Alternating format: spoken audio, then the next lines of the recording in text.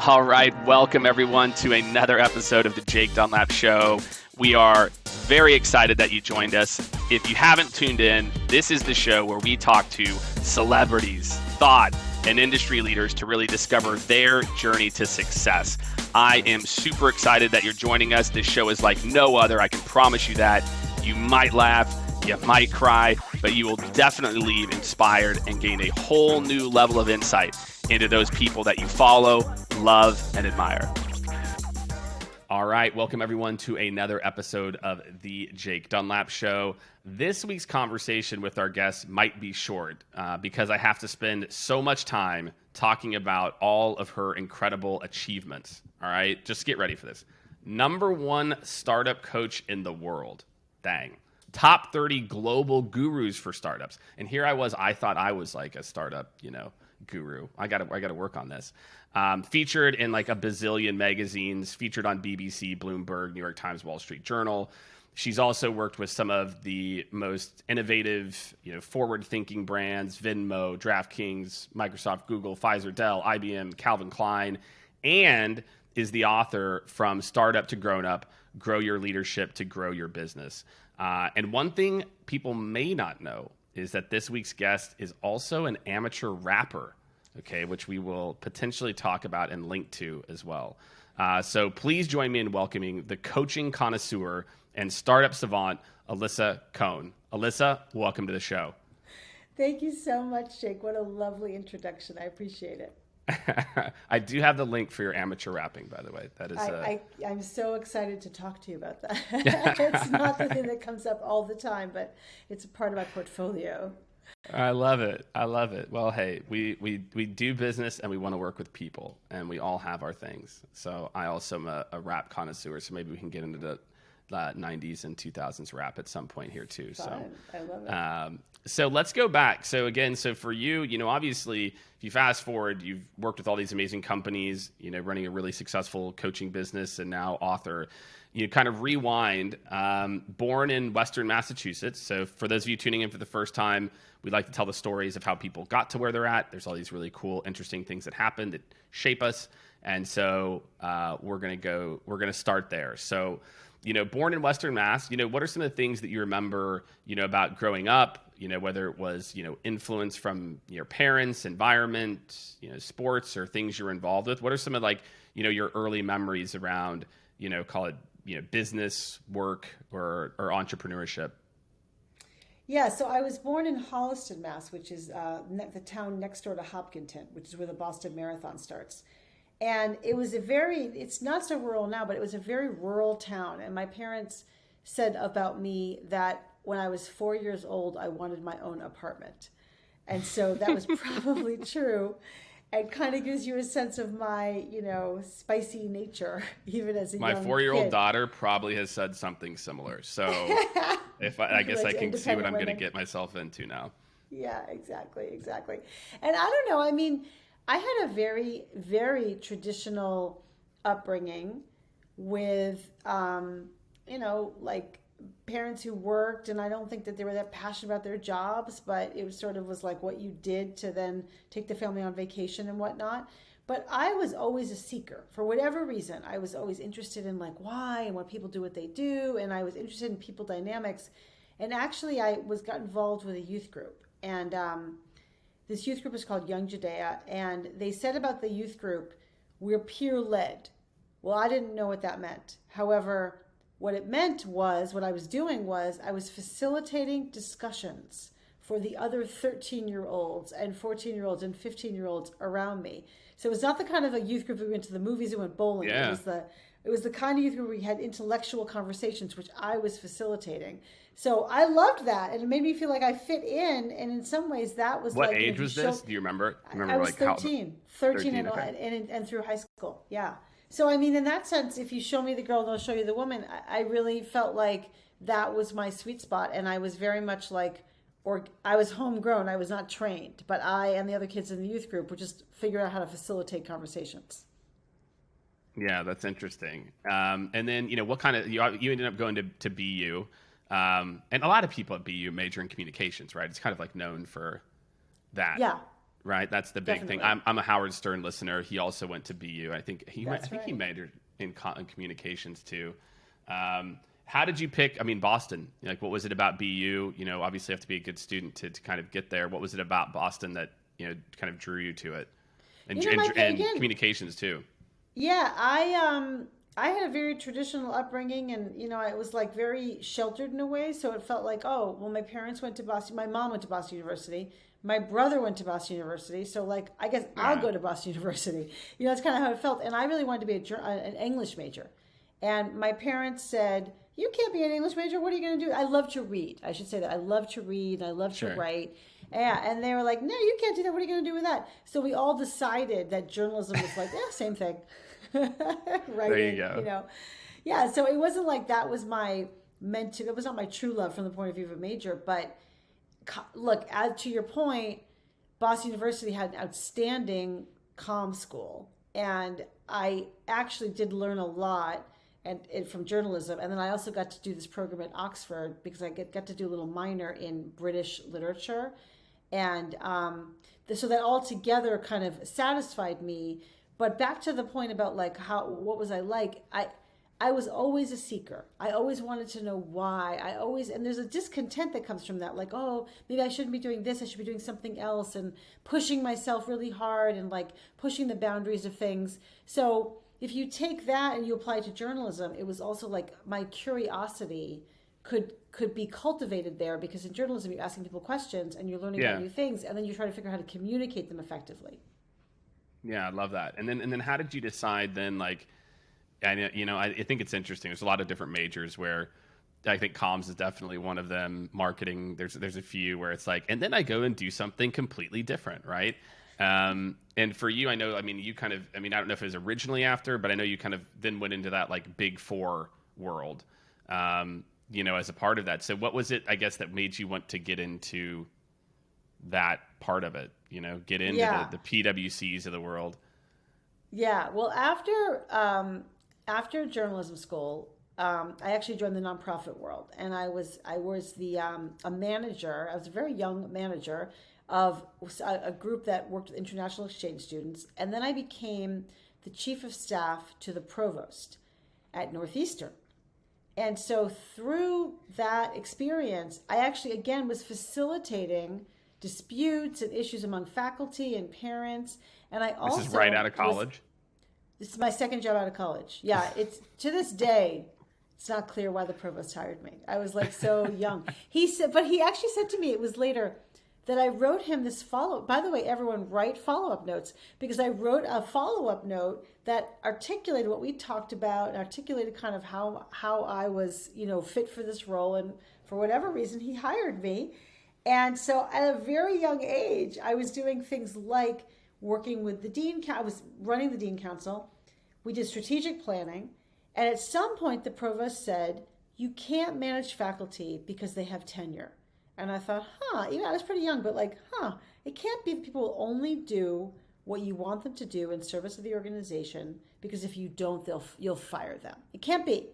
So that's when I got it in my head. I wanted to go to business school and study, why do people do things that you want them to do in service of the organization, or sadly not? Like what aligns with the organization? So I went up to Cornell to think about that and study that. Right. Okay, cool. All right. So you start to find your passion. Around.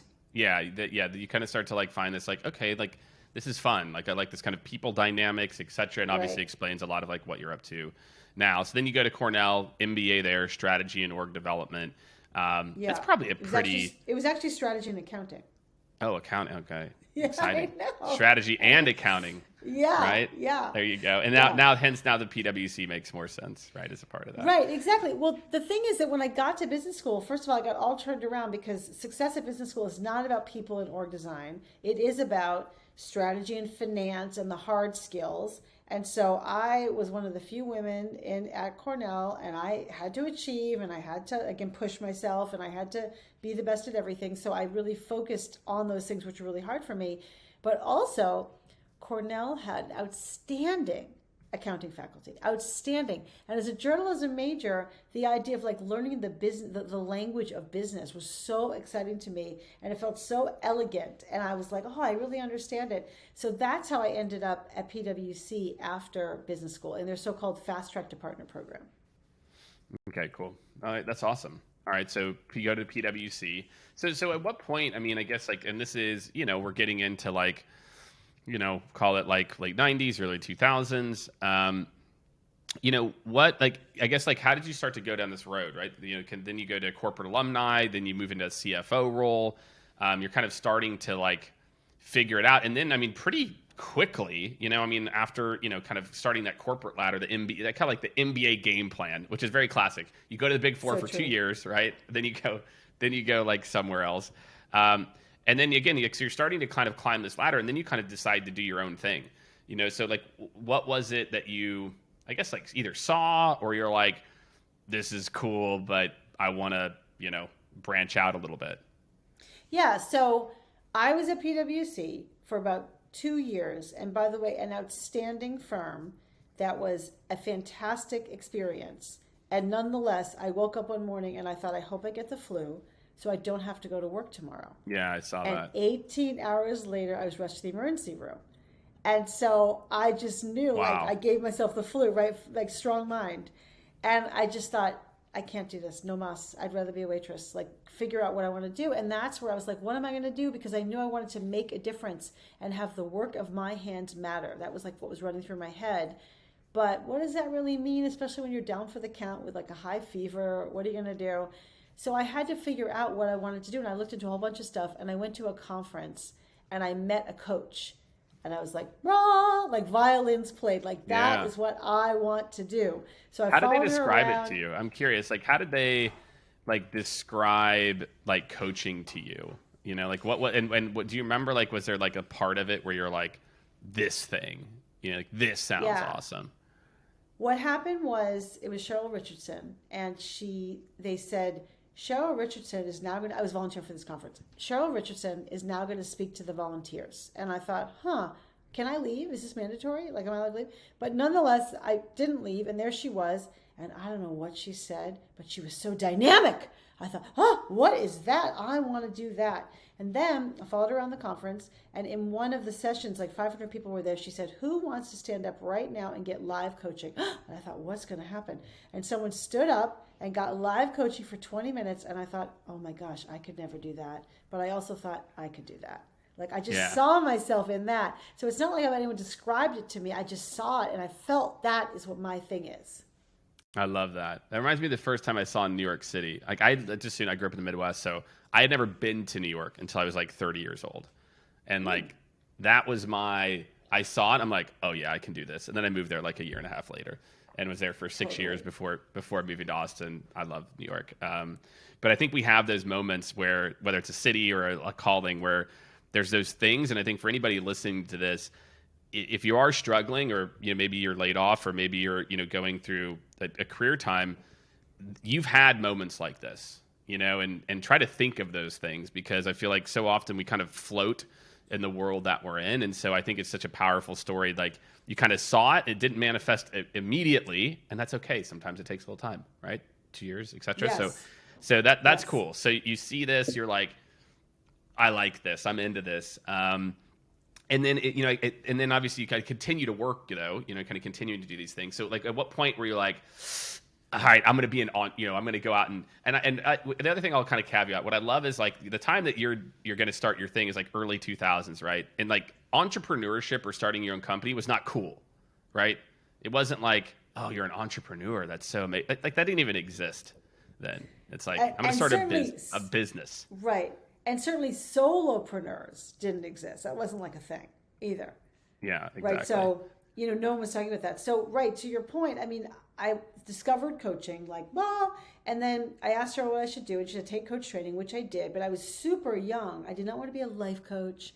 I wanted to be an executive coach, but I'd never been an executive. So I was like, okay, so, I needed to do something else. So that's when I got the different roles inside of the startups. And I was the head of strategy of one startup, and I was the CFO of another startup.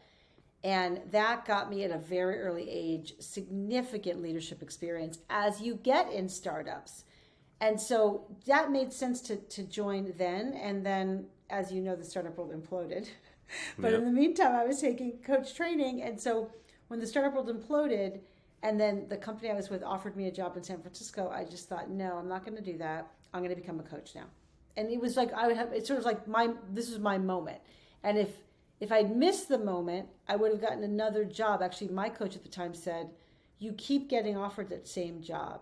You will get offered that same job again. You said you wanted to do your own thing. The time is now. And that was very wise. And I followed that advice. I love that. So it's interesting. I'm going to do this. I've got a really good friend of mine. She just got coaching certified, kid you not, last week.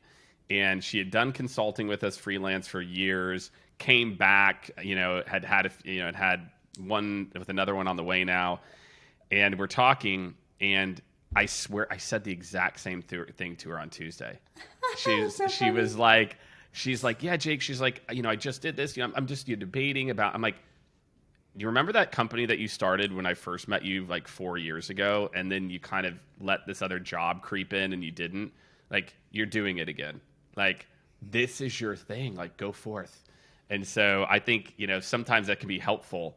To not be prying or nosy, but like just shining a mirror sometimes when people are doing that. So I will clip this for her too, and hopefully gives her inspiration to keep moving forward. That's great. Yeah. So you're getting into it now. So early on, again, bubble bursts, you're out on your own. It's probably very tempting to go back in-house, and you had this kind of strong presence. Like, what are some of the early early learnings, kind of first 5-10 years of building the company?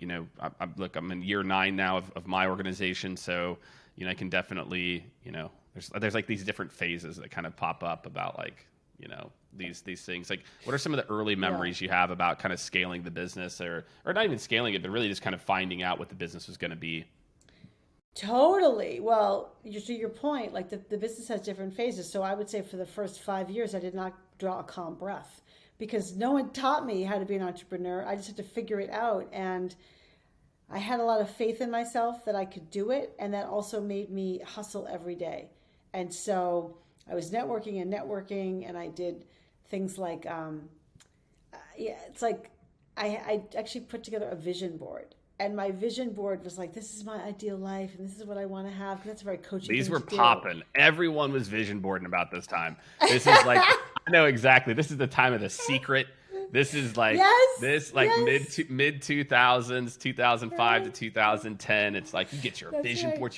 You write yourself that $1 million check, and I'll link to The Secret for anyone. Like, it's a very interesting concept. But yeah, I mean, look, you did manifest the flu though. So like you do have a track record of manifestation here. I'm a very strong manifester. It's so true. That's right. It's so true. But in this case, I just want to be clear, like, the vision board was super helpful because there was a day. So how do you get your first clients? Well, I don't really know.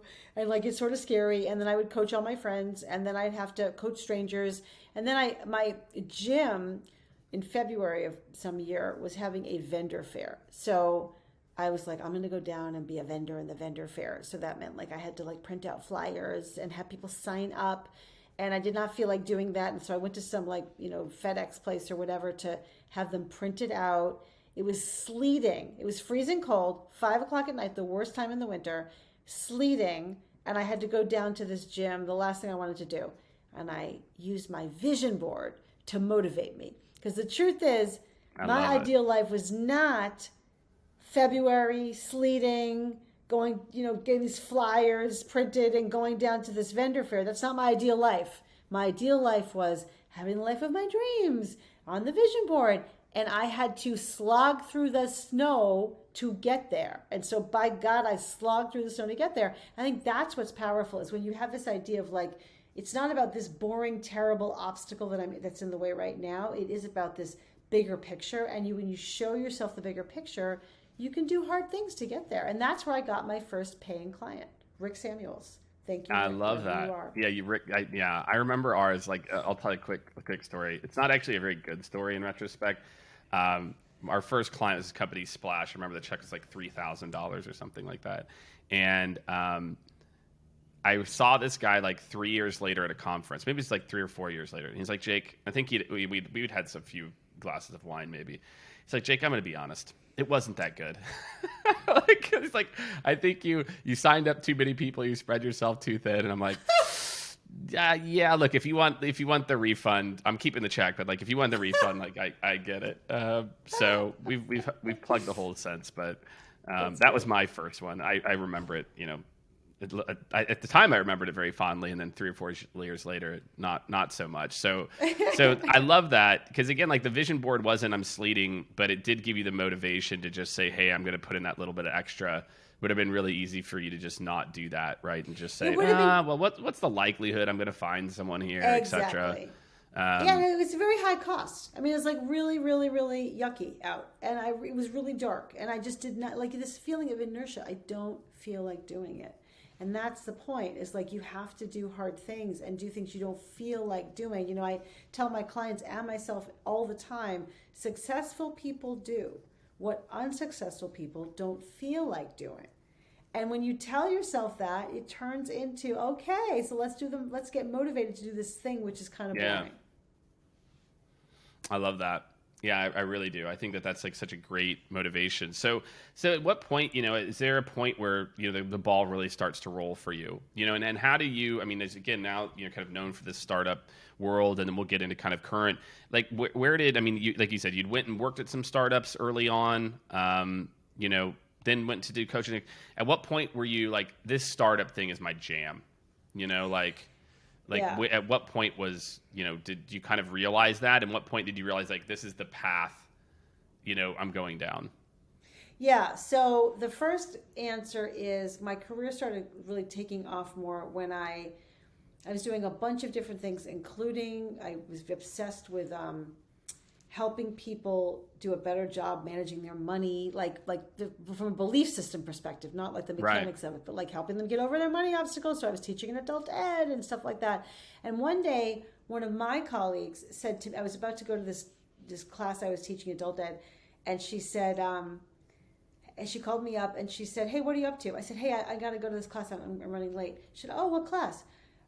It's this class about money blocks. I'm running late. I really got to go. Oh, how long you taught that? I really got to go. And she said, one of my clients is looking to have someone to teach in their business acumen program. I was like, oh, I'm free. I got plenty of time. So that's what happened, because I knew that once I taught in the business acumen program, because I'm a CPA, at EMC, I'd work my way into the leadership curriculum, which is exactly what I did. So I began teaching inside of EMC University, and then I began coaching inside of that. And I had 5 amazing years. I had 14 years overall with EMC that I worked with them until they got bought by Dell. But I spent like my first 5 years there almost like walking on air. I couldn't believe like how they let me do this. And it was like the best thing ever. I was doing so many things. And it was after that I moved to New York, and with so much success and confidence from my experience in so many aspects of EMC, including helping them integrate 24 integrations, 24 M&A inside of the company in a 2-year period. I moved to New York, and we were building a startup ecosystem here. And I wanted to be a part of that. What year was that? And I remembered my startup experience. It was about, from now 14 years ago. How long ago was that?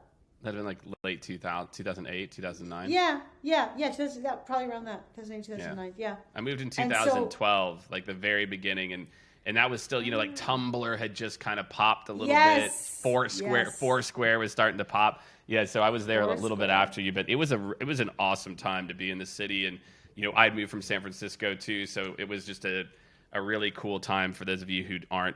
Gary Vee kind of talks about this time too, that I think he talks a lot about. Like, it was a cool time to be in the startup scene in New York then, when it wasn't a real sector like it is now. Right, exactly. And actually, Foursquare was my first big client. And the first time I met Dennis Crowley, I walked in to meet him, and I passed a bus stop. And you may remember that he and his co-founder were on a Gap ad. And they were plastered all around the city. So I passed Dennis Crowley in this life-size massive Gap ad, and then I went into the restaurant to have lunch with him, and that's when we started working together. That's pretty cool. All right. Well, that's a great first client then too. And they were probably early, right? It was God, that was you had Foursquare, you would check in, and then they created, that's where you lost Foursquare. I feel like it's then they created that two apps, right? They had Foursquare, and then they had the check-in. I can't remember what the check-in app was. And then people were like, wait, what's this? Foursquare's in this? And it's then eventually it changed. So it's okay. I mean, so yeah, so you're, that's right. Said, we're going to split the app. I was in that meeting. Were you really? I was. Yeah. I think it's just it's it was just I mean, that's what you did. You went and checked in. It was just it was the thing. And then it's wait, I got to go to this other thing. And now it's just for discovery. I could, it's those are those decisions. That's wild that you were in that meeting though, where you look back. A good friend of mine, David Greenberger, I don't know if you ever met him, and another guy, Evan, they were in the sales team. And leading part of the sales team then too, and they talk about that a little bit. So an interesting time, I'm sure, that decision. So when you think about this time, so you're all right, now I'm in this startup scene, I'm in this mix here too, I'm doing this, and then how does the coaching evolve? And if you think about, if you kind of fast forward to today in the book, again, obviously, talking about startup to grown up, a lot of this experience of you being in rooms like we just talked about and working with lots of companies. What are some of the themes that you started to see, and you were hey, this is I want to share this at a broader scale versus just my one-to-one coaching? Yeah. So, I mean, from Foursquare, I started working with a lot of startups, early stage, mid stage, late stage. And there were these common themes. One common theme was you have a first-time CEO who doesn't quite understand all the meaning, all the ramifications of being a first-time CEO, doesn't realize how important it is about the way he shows up. Doesn't understand how important it is to communicate that vision in his head, not just keep it to himself. And then also the way, he's thinking about running the business and giving feedback to people or not giving feedback to people, shying away from it.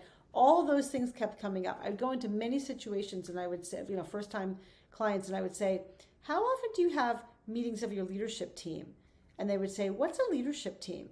And I kind of realized I wish there were a book that I could just hand you to prevent unforced errors. And I realized there wasn't that book. So I wanted to write that book. Oh, I love that. Yeah, that's really interesting. So, all right. So you're okay, well, why do I need this leadership meeting in team? And there's been, there's other books that I think tackle the meeting side of it, EOS, right? Or Traction, or right. You've got what's Vern Harding, Scale Up, right? And it kind of tackle this operating system, you could call it. Actually, that's probably what they would call it. What did you see, kind of as the gap or the place where you're look, startups are their own thing, what was it for you that you saw hey, this is something that they need to know, and it's different, than an operating system? Yeah, that's a great question. Startups are their own thing, and you have a first-time CEO who's doing his own thing, learning on the job, and yet the entry-level position for a startup founder, for an entrepreneur, is leader, is boss. So, how can that be that they're supposed to scale so quickly when they have never really had this kind of leadership experience? Also, when you're a startup CEO and a startup founder, your job changes every 6 months at first, and then certainly every 18 months. How do you keep up with that rapid change? That is the difference inside of startups. Startups like the Wild West. And there's all the intense ups and downs. When you're in a company, you have good days, you have bad days, that's normal. But when this is your baby, your company, your ups are so high and your downs are so awful. So recognizing that and dealing with the emotional kind of consequences of that is just another element of startups that's so present. I think that's a really great call out, right? And I think you go from being the smart person, et cetera, and even my own 9 years with my own company, I definitely can resonate with that, where you go from feeling you need to have all the answers because you did have to have all the answers because you built the company and you had the vision, to saying, well, my job actually isn't to have the answers. It's to surround myself with people and around certain topics. You can you still might be the expert. I actually don't buy in you've got to be the dumbest person in the room to be a CEO. I'm well, not really. You probably should have a core competency or something to do that, but you should hire really smart and talented people to do the things that you aren't a superstar or a A++ on. Let's talk. I want to talk about a couple different like specialties of yours in particular that I think are top of mind, at least for me, because I think what you talked about there around the emotional part, or just like what does it actually mean to grow and to scale, and what is that going to do to you, and how do you do it the right way? You talk about new leader onboarding, right? Which I think is kind of in the same vein. It is baffling, is probably the best word to me. It is crazy to me. I was very fortunate when I grew up, and maybe in PwC, right? You were part of a program, this world where, man, onboarding was long, and it was like, of course, a new leader went through leadership onboarding. I was very fortunate. I was at a company called Career Builder in the 2000s, and I got put through a formal leadership development program. And I learned a ton of stuff. I'm like, God, I didn't think I was like a very good leader early, but like I would have been really bad. and why do you think we've got this obsession with continuing to onboard, and not onboarding for frontline employees is at an all-time atrocious low too, but why do you feel like we neglect new leader onboarding? And it's, again, my background is on, kind of on the sales and marketing side, but it's really across the organization. Like, why do you feel like we neglect that? And how do you see companies getting it right? Well, I think the reason we neglect that is just a knowledge gap. People don't really understand how important it is. You go into all this trouble of hiring someone, how important it is to put the care and effort into onboarding them so that they can be effective quickly and then take root inside the organization. Not only that, Jake, but like a question also you could ask is, why don't we invest in manager training? And there's something there around, we don't know that we need to do that. We sort of think people should figure it out themselves. We don't have the time, which means we don't make the time. And there's just a feeling of like it's the sort of important but not urgent that gets put off time and time again. Agreed. And then people are left to kind of figure it out for themselves, and there's a massive cost to that. Yeah, it's just like, onboarding and training a good leader is a force multiplier. Totally. That makes 10 people on their team better versus, just that. And I really feel like, it's interesting. I was just having a conversation, and you can relate to this. We're putting together a statement of work for a company, big company, post IPO, and we're revamping our current onboarding plan for our frontline. Great, awesome, happy to help you with that. And then how are we thinking about revamping like the kind of like up leveling of the leaders to coach to this process? Yeah, like we've thought about that. It's like, oh God. I could design the most amazing onboarding plan for a sales organization for all different types of roles, but if you don't couple that with leadership management and how to coach to this person, it just all goes out the window.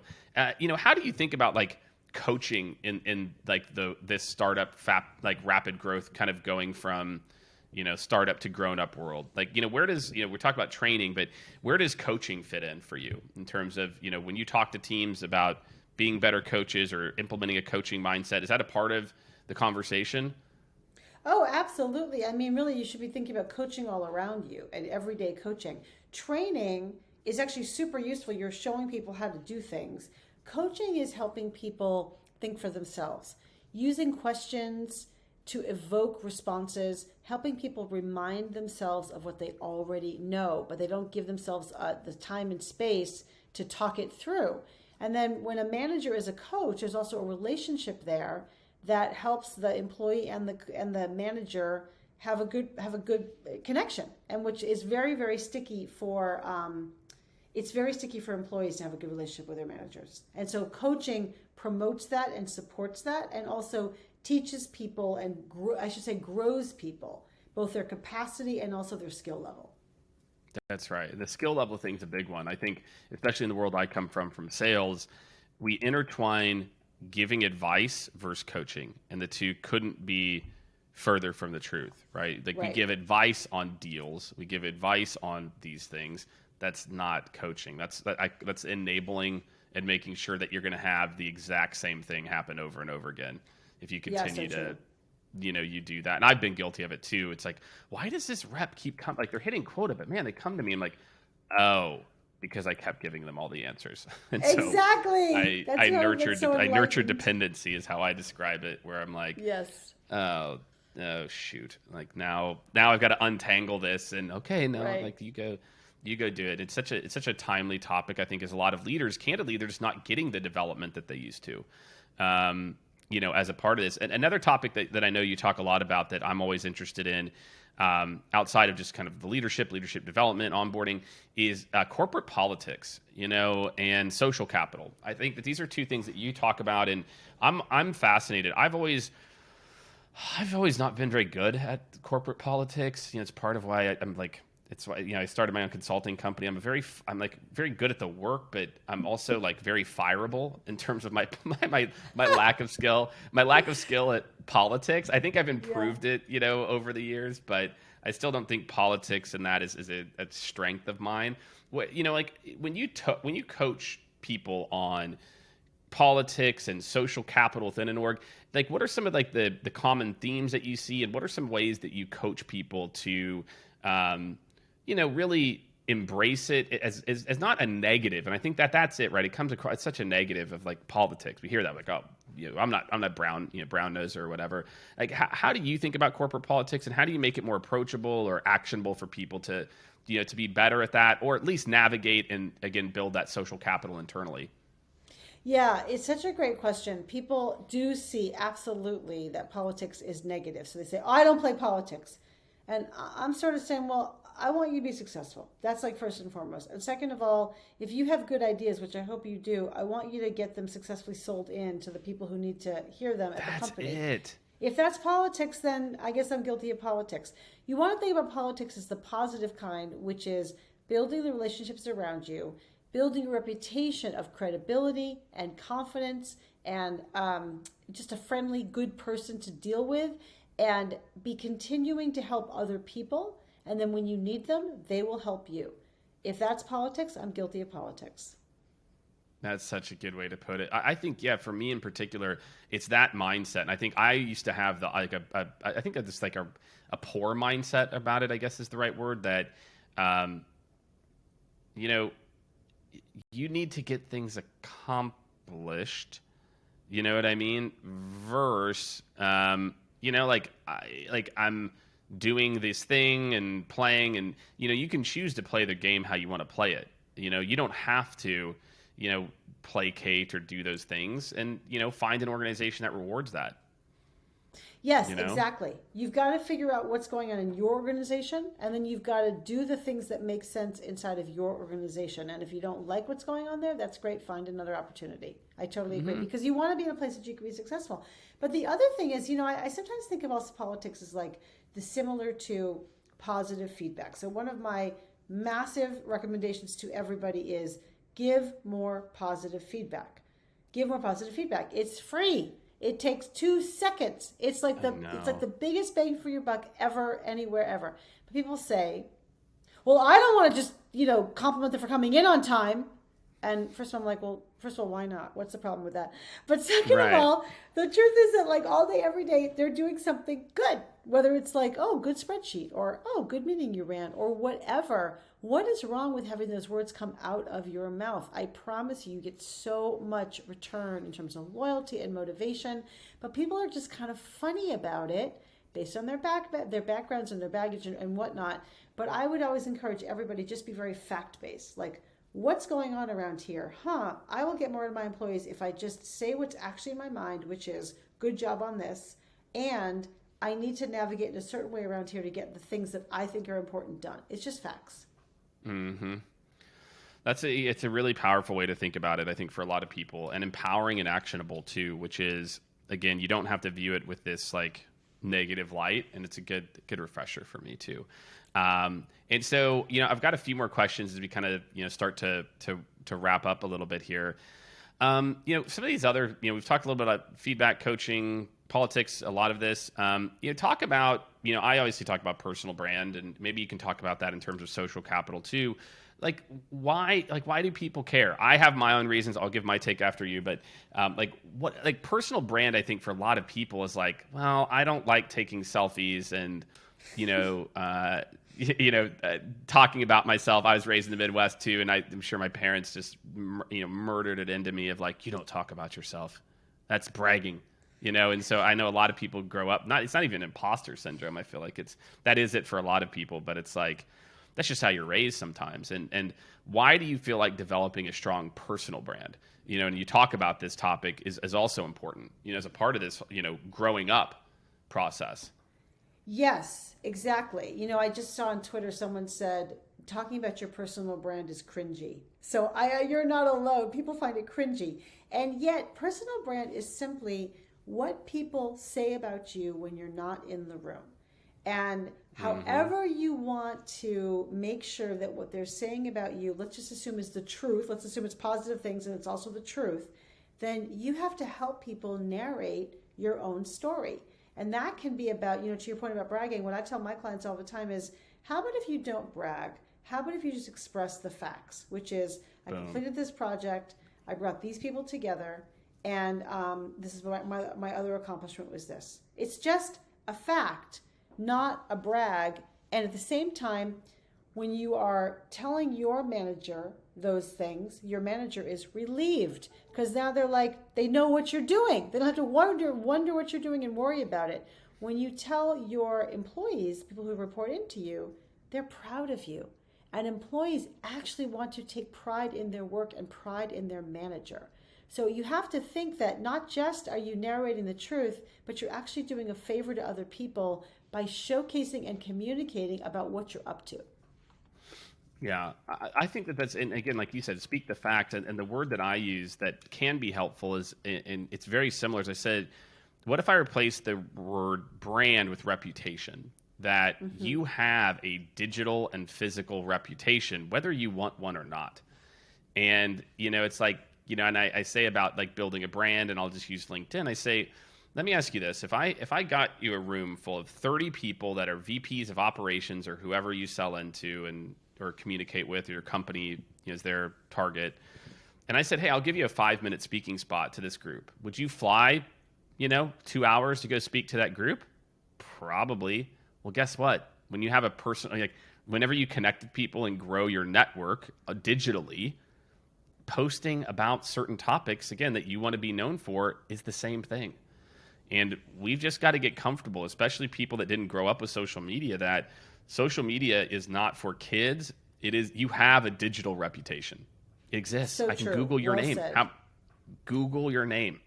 It's crazy to me how many people, executives, senior people, like, do you know what shows up when I Google your name?